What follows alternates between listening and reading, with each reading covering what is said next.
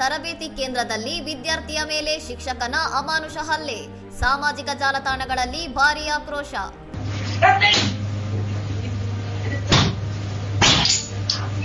Viral ಆಗಿರುವ ವಿಡಿಯೋದಲ್ಲಿ ಬೋಧಕನು ನೆಲದ ಮೇಲೆ ಕುಳಿತಿದ್ದ ವಿದ್ಯಾರ್ಥಿಯನ್ನು ಮರದ ಕೋಲಿನಿಂದ ಹೊಡೆಯುವುದಲ್ಲದೆ ಕಪಾಳ ಮೋಕ್ಷ ಮಾಡಿ ಕಾಲಿನಿಂದ ಒದ್ದು ಗುದ್ದುತ್ತಿರುವುದು ಕಂಡುಬಂದಿದೆ.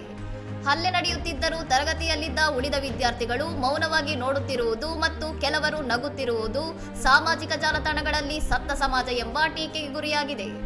ಈ ಘಟನೆಯು ಭಾರತೀಯ ಶಿಕ್ಷಣ ವ್ಯವಸ್ಥೆಯಲ್ಲಿರುವ ಭಯದ ಸಂಸ್ಕೃತಿ ಮತ್ತು ವಿದ್ಯಾರ್ಥಿಗಳ ಮೇಲೆ ಉಂಟಾಗುವ ಮಾನಸಿಕ ಆಘಾತದ ಬಗ್ಗೆ ಕಳವಳಕಾರಿ ಚರ್ಚೆಯನ್ನು ಹುಟ್ಟುಹಾಕಿದೆ.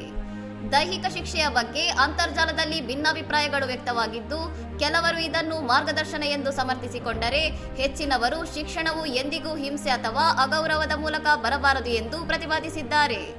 ಈ ಕೋಚಿಂಗ್ ಮಾಫಿಯಾ ವಿರುದ್ಧ ಕಠಿಣ ಕಾನೂನು ಕ್ರಮ ಕೈಗೊಳ್ಳಬೇಕೆಂದು ನೆಟ್ಟಿಗರು ಒತ್ತಾಯಿಸಿದ್ದು, ತಪ್ಪಿತಸ್ಥ ಶಿಕ್ಷಕನಿಗೆ ಕಠಿಣ ಶಿಕ್ಷೆಯಾಗಲಿ ಎಂದು ಆಗ್ರಹಿಸಿದ್ದಾರೆ. ಇನ್ನಷ್ಟು ಸುದ್ದಿಗಳಿಗಾಗಿ ನೋಡ್ತಾ ಇರಿ ಸೌರಂ ಟಿವಿ.